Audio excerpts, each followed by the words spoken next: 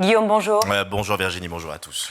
On commence ces actualités avec bien sûr les obsèques de Dominique Bernard, cet enseignant de 57 ans victime d'une attaque terroriste vendredi dernier. Oui, un millier de personnes se sont réunies devant la cathédrale pour un dernier hommage diffusé sur le parvis à ce professeur de lettres victime d'une attaque terroriste. Sa femme Isabelle a tenu à lui rendre hommage à travers ces quelques mots que je vous propose d'écouter.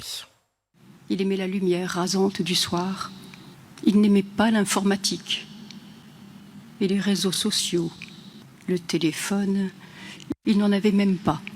Il n'aimait pas la foule, ni les honneurs, les cérémonies qu'il avait en horreur. Sensible et discret, il n'aimait pas le bruit et la fureur du monde. Il aimait profondément ses filles, sa mère et sa sœur. Nous nous aimions. À noter également la présence du président de la République Emmanuel Macron et de sa compagne, de son épouse Brigitte. Côté sécurité, des drones étaient déployés sur le secteur. Conséquence évidemment de ces obsèques, l'ouverture de la Cité internationale de la langue française est repoussée au 1er novembre. C'était l'un des grands projets architecturaux et patrimoniaux du président Macron, la réhabilitation du château de Villers-Cotterêts pour en faire une Cité internationale de la langue française. L'inauguration devait avoir lieu ce jeudi dans la commune du nord de la France, mais l'absence du chef de l'État et de son épouse présents aux obsèques de Dominique Bernard a forcé à repousser l'inauguration. Elle devrait avoir lieu le 30 ou 31 octobre pour une ouverture au public le 1er novembre.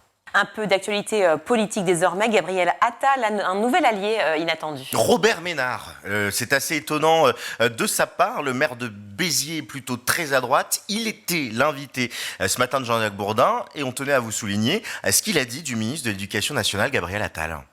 Aujourd'hui, la parole de M. Darmanin, mais comme de M. Attal. Attendez, on a un ministre de l'Éducation nationale formidable aujourd'hui. Formidable. Et je vote pas pour eux. Mais formidable. Oui. Attendez, on a l'impression que vous votez pour eux. Vous votez pas pour eux, mais on a l'impression que vous votez pour eux, Robert Ménard. Moi, je peux vous dire... Vous pouvez voter pour eux ? Est-ce que vous pourriez voter le texte de Gérald Darmanin ? Mais j'hésiterai pas une seconde.